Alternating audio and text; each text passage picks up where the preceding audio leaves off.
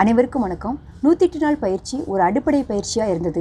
அடுத்து நம்ம பார்க்க போகிறது 108 நாளில் சொன்ன ஒவ்வொரு பயிற்சியும் 21 நாள் செய்ய போகிறாங்க. இது அஜிதாக்கா ஏற்கனவே நமக்கு கொடுத்துருந்தது தான். அதில் முதல்ல செய்ய போவது என்னென்னா தந்த சுத்தி. தந்த சுத்தி என்றால் என்ன என்பது எல்லாருக்குமே தெரியும். பல் விளக்குறது தாங்க. என்னடா குழந்தையாக இருக்கும்போது இருந்தே பல் விளக்குறோம், இவங்க என்ன புதுசாக சொல்ல போகிறாங்கன்னு உங்கள் எல்லாத்துக்கும் தெரியும். நீங்கள் நினைக்கிற மைண்ட் வாய்ஸும் கேட்குதுங்க. இந்த பயிற்சியில் பல் சம்பந்தமான அனைத்து பிரச்சனைகளுமே தீரும் என்பது உறுதி. சரி செய்யணும்னு சொல்லிட்டா ஃபோட்டோ எடுத்து குழுவில் போடணும், தினமும் பதிவு செய்யணுங்க. எதுக்கு நமக்கு வம்புன்னு நினைக்காதீங்க. ஒவ்வொரு டைம் நீங்கள் செஞ்சீங்கன்னா அது எல்லாருக்கும் ஒரு ஊக்கமாக இருக்குங்க. அதனோட பலன் நிறைய இருக்கும். எந்த ஒரு பயிற்சியும் தெரிஞ்சுக்கிட்டால் போதாது, செய்து பார்த்தா அதனுடைய முழு பயனுமே கிடைக்கும். இருந்த இடத்துல தாங்க பயிற்சி. பணம் எதுவுமே செலவு கிடையாது.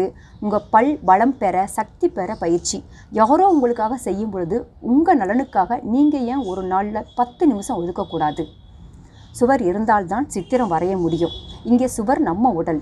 நம்ம கையில் கோடி ரூபாய் இருந்தாலுமே 1000 சுற்றம் சொல் இருந்தாலும் உடல் ஒத்துழைக்க மறுத்தால் ஒன்றுமே செய்ய முடியாதுங்க.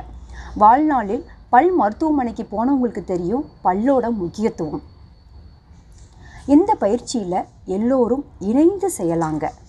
தேவையான பொருள் என்னென்னா கல் உப்பு தூள் இருக்குங்க இல்லையா, அது, மஞ்சள் தூள், மூலிகை பொடி, நல்லெண்ணெய் 100 ml, கரிசலாங்கண்ணி இலை, கடுக்காய் பொடி.